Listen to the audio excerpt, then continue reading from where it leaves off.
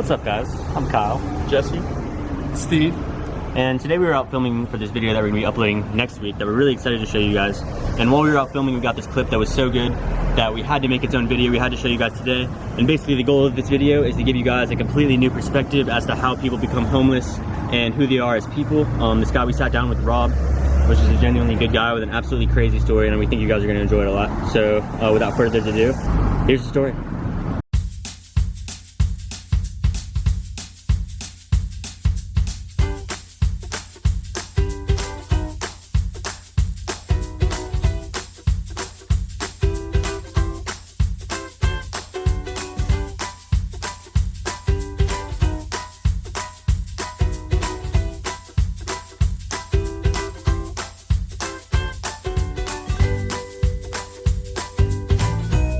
what's up, bro?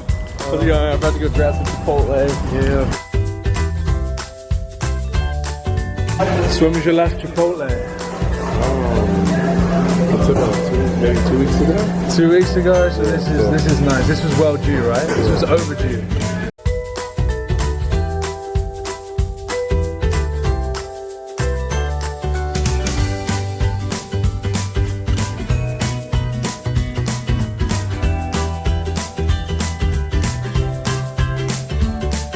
Alright, so we're here with Rob, and we just got Chipotle. Tell us a little bit about your story, like who you are, how you grew up, how you got to where you are. I have some family support, but not quite a bit. My situation, how I ended up in this situation is I got married really young. I got married at 19. And At 19? Yeah. Wow. Got married at 19. 21, so that's a little perspective. That's what that is. Yeah. And then I had my baby when I turned 20. Really? And You've got a kid? Yeah, I have 2. I thought that I found the right woman for me, so me and her got married.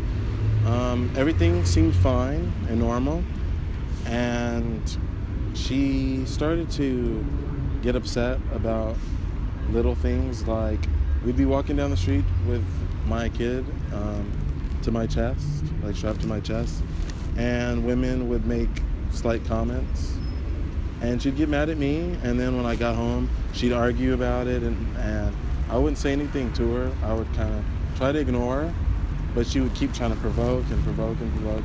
So, and within 3 years I've dealt with abuse from her.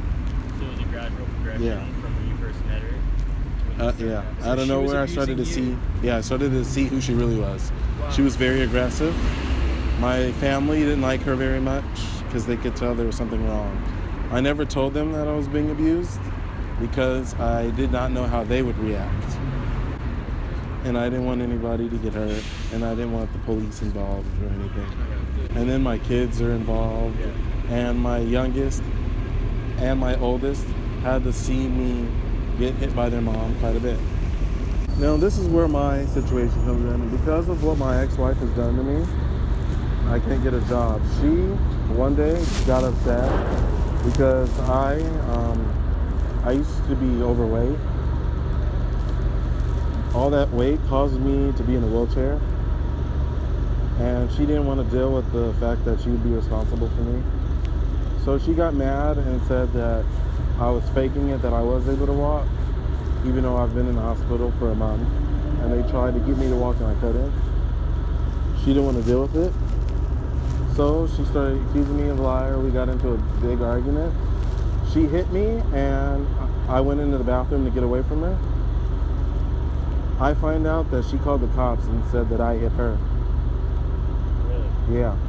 So I went to jail for it, and now I have domestic violence on my record for something I didn't even do. And she also did what she did.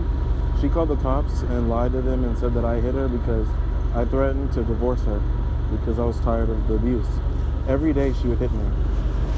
In front of my mom, in front of my friends. Like, I have lots of witnesses against her. So now I'm thinking about taking it. You find yourself here, that was the catalyst to everything happening, and now you've got that on your record, you're struggling to get a job. Is that what the situation is? No place will take me because of domestic violence. I've turned in 200 applications, and nothing. And this is all because you've been wrongly accused of something that...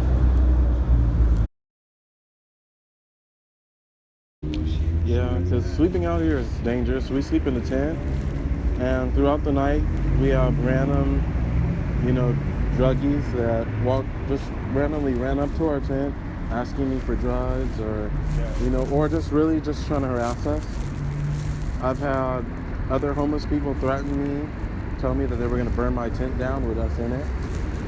I've had other homeless people steal all my stuff. Very drug influenced. Yeah, man, it's really bad.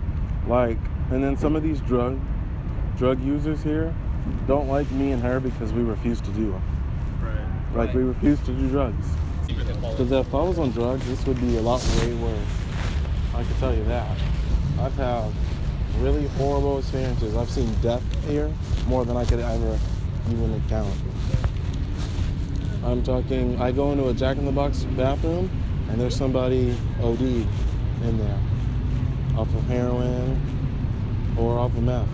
It's always something. From here forward, what's your plan? What's your plan? My goal is, well, I've been trying to get on SSI, and that is not working out either. So my mom is thinking that we might have to get me a lawyer and get this domestic violence off my record. Because I can't go on like this. It's almost been 2 years since that incident with my ex-wife, and I'm really tired of being out here. People threw frozen eggs at me before. I've had pennies thrown in my face. They say, oh, if you're so hungry, here, eat this, and they'll throw candy at me. I had somebody throw a whole entire chicken roast at me. They show more respect to dogs than they do to homeless people. I've seen people literally, walk past us and holding, the biggest amount of money you can't even imagine, and laugh at us. About 3 weeks ago, some man tried to slap me with a $20 bill, and he was laughing and said, oh, you're hungry? Well, at least I have money. What would you say the single most difficult aspect of living on the streets? What is it? Feeling like every person that has a job in a home hates you, because it's pretty bad. People are just, I don't know what to say. Being homeless is kind of a nightmare.